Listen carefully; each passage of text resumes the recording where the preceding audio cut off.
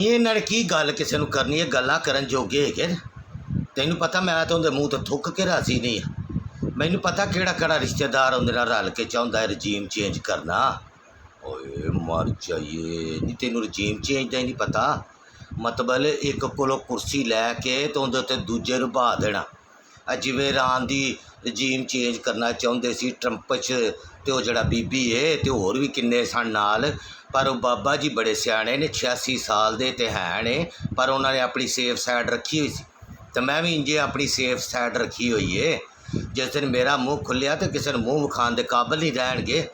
ਇਹ ਕੋਸ਼ਿਸ਼ ਮੇਰੀ ਨਨਾਨਾ ਵੀ ਕਰ ਚੁੱਕੀਆਂ ਰਜੀਮ ਚੇਂਜ ਕਰਨ ਵਾਲੀਆਂ। ਓਏ ਨਿੱਖਸ ਬੈਂਡ ਮੇਰੇ ਦਾ ਦੂਜਾ ਵਿਆਹ ਕਰਾਉਣ ਤੁਰੀਆਂ ਹੋਈਆਂ ਸੀ। ਮੇਰੇ ਸਿਰ 'ਤੇ ਸੌਕਣ ਪਾਉਣਾ ਚਾਹੁੰਦੀਆਂ ਸੀ। ਤੈਨੂੰ ਪਤਾ ਮੈਂ ਜਿੱਡੀ ਵੀ ਮਾਸੂਮ ਹਾਂ, ਅਤੇ ਮੈਂ ਵੀ ਆਪਣੀ ਕੋਈ ਸੇਫ ਸਾਈਡ ਰੱਖਣੀ ਸੀ ਨਾ। ਅਤੇ ਮਕਾਨ ਤਾਂ ਮੈਂ ਪਹਿਲੇ ਇਹਦੇ ਕੋਲੋਂ ਨਵੇਂ ਲਵਾ ਲਿਆ ਹੋਇਆ ਸੀ। ਅਤੇ ਮੁੜ ਕੇ ਮੈਂ ਮਸ਼ਵਰਾ ਦਿੱਤਾ ਵੀ 2 ਉੱਤੇ ਮੰਜ਼ਿਲਾਂ ਪਾ ਕੇ ਅਤੇ ਅਸੀਂ ਕਿਰਾਏ 'ਤੇ ਦੇ ਦਿੰਦੇ ਹਾਂ। ਅਤੇ 30 ਲੱਖ ਰੁਪਈਆ ਬੈਂਕ ਤੋਂ ਕਰਜ਼ਾ ਵੀ ਇਹਦੇ ਨਾਂ 'ਤੇ ਮੈਂ ਲਿਆ ਹੋਇਆ ਖਸਬੈਂਡ 'ਤੇ, ਅਤੇ ਅੱਧੀ ਤਨਖਾਹ 'ਤੇ ਇਹਦੀ ਚਲੀ ਜਾਂਦੀ ਹੈ ਉਹ ਕਰਜ਼ਿਆਂ ਦੇ ਵਿੱਚ। ਅਤੇ ਬਾਕੀ 10 ਲੱਖ ਦੀ ਮੈਂ ਕਮੇਟੀ ਪਾਈ ਹੋਈ ਸੀ, ਉਹ ਵੀ ਇਹਦੇ ਕੋਲੇ ਪਵਾਈ ਏ, ਇਹ ਹੀ ਭਰਦਾ ਕਮੇਟੀ।